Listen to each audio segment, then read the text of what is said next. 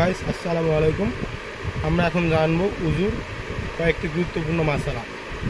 এক নম্বরে হচ্ছে কাবার দিকে মুখ করে অপেক্ষাকৃত একটু উঁচু স্থানে বসবে যেন উজুর পানির ছিটা নিজের শরীরে আসতে না পারে। 2 নম্বর মাসালা, বিসমিল্লাহ বলে উজু শুরু করবে। 3 নম্বর মাসালা, সর্বপ্রথম উভয় হাতের কবজি পর্যন্ত 3 বার ধৌত করবে।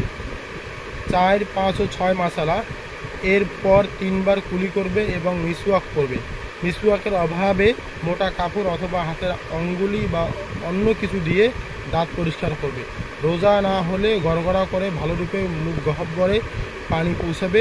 রোজা অবস্থায় গড়গড়া করবে না, কারণ এতে হয়তো কিছু পানি গলার ভিতরে চলে যেতে পারে। 7 নম্বর মাসালা, অতঃপর 3 বার নাকে পানি দিবে। বাম হাত দ্বারা নাক পরিষ্কার করবে। রোজা অবস্থায় নাকের ভিতরে নরম অংশ পর্যন্ত পানি পৌঁছাবে না।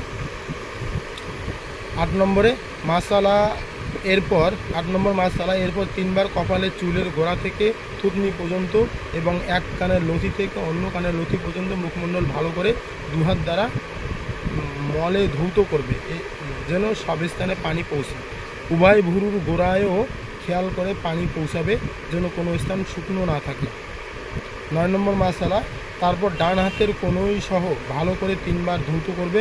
অতঃপর বাম হাত ও তদরূপ কনুই সহ ধুবে।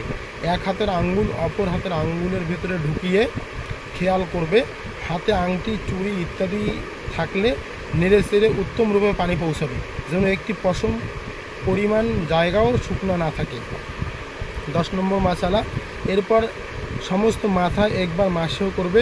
শাহাদত অঙ্গুলি দ্বারা কানের ভেতর ও বৃদ্ধাঙ্গুলি দ্বারা বাইরের দিক মাসেও করবে এবং হাতের অঙ্গুলির পিঠ দ্বারা ঘাড় মাসেও করবে, কিন্তু গলা মাসেও করবে না, কারণ গলা মাসেও করা ভালো নয়, বরং নিষেধ আছে।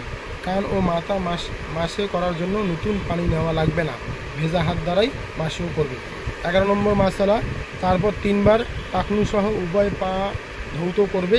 প্রথমে ডান পা এবং পরে বাম পা উত্তমরূপে ভালো করে ডোলে মলে ধুবে।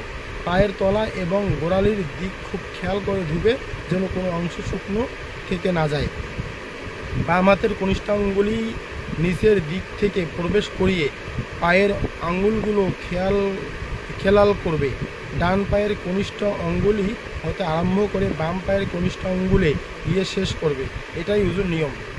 12 নম্বর মাসালা, উল্লেখিত কাজের মধ্যে কিছু কিছু কাজ এমনও রয়েছে যা বাদ পড়লে বা তার কিছু বাকি থাকলে উজু মোটেই হয় না।